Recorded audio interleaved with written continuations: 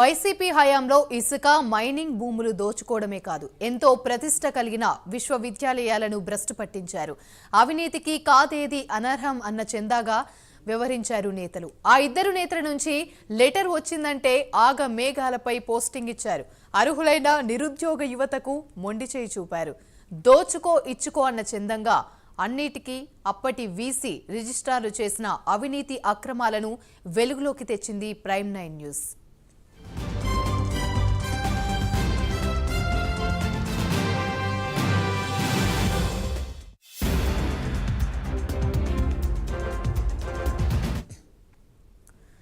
Yogi Vemana university వెనుకబడిన రాయలసీమ జిల్లాలో ఏర్పడిన కొత్త యూనివర్సిటీ ఎస్కేఎస్వీయు తర్వాత ఏర్పాటైన ప్రతిష్టాత్మకమైన విశ్వవిద్యాలయం.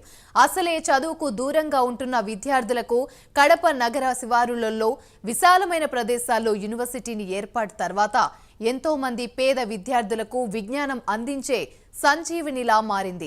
యూనివర్సిటీలో పెద్దగా రాజకీయ జోక్యం ఉండదు. అక్కడ కేవలం విద్యార్థులకు నాణ్యమైన విద్య అందించే లక్ష్యంతో ప్రభుత్వాలు పనిచేస్తాయి. కానీ 2019 తర్వాత మాత్రం యూనివర్సిటీని రాజకీయాలకు నిలయంగా మార్చారు అనే ఆరోపణలున్నాయి. యూనివర్సిటీ నిబంధనలు తుంగలో తొక్కి తమ అనుచరులను భారీగా నాన్ టీచింగ్ పోస్టులు కట్టబెట్టారు. యూనివర్సిటీ పరిపాలనా సౌలభ్యం కోసం యూనివర్సిటీ గ్రాంట్తో కొంత మేరకు నియామకాలు చేసుకోవచ్చు. ఈ ఒక్క నిబంధన అడ్డం పెట్టుకుని వందల సంఖ్యలో పోస్టింగ్ ఇచ్చుకొని ఒక్క పోస్టుకు లక్షల్లో వసూలు చేశారని ఆరోపిస్తున్నారు విద్యార్థి సంఘాలు. కొన్నింటికి ప్రభుత్వం నుంచి అనుమతి కావాలి. అయినా అప్పటి వీసీ రామకృష్ణారెడ్డి ఇష్టానుసారంగా వ్యవహరించారు. రామకృష్ణారెడ్డికి వైఎస్ కుటుంబం నుంచి పుష్కలంగా అండదండలు ఉండడంతో ఎంపీ అవినాష్ రెడ్డి చెప్పిందే తడువుగా అర్హత లేకపోయినా ఉద్యోగ నియామకాలు చేశారు. ఇందులోనూ రిజర్వేషన్ కానీ రోస్టర్ విధానం పాటించాలనేది ఆరోపణలున్నాయి.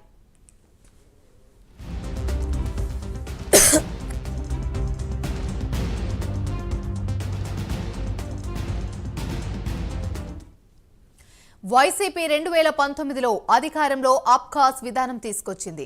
అవుట్ సోర్సింగ్ కాంట్రాక్ట్ సిబ్బందిని అబ్ఖాస్ విధానంలో చేర్చింది. ఈ విధానం ద్వారానే నియామకాలు చేయాల్సి ఉన్నా మళ్లీ అవుట్ సోర్సింగ్ విధానం ద్వారా నియామకాలు చేసి ఒక్కొక్కరి నుంచి లక్షల్లో వసూలు చేశారు. డైలీ వేజ్ వర్కర్స్ పేరుతో 53 మందికి, స్వీపర్స్ పేరుతో 44 మందికి, సెక్యూరిటీ పేరుతో మరో 13 మందికి ఉద్యోగాలు ఇచ్చేసుకున్నారు. డ్రైవర్ పోస్టు పేరుతో ఒక మహిళా పోస్టింగ్ ఇవ్వడం చర్చనీయాంశంగా మారింది.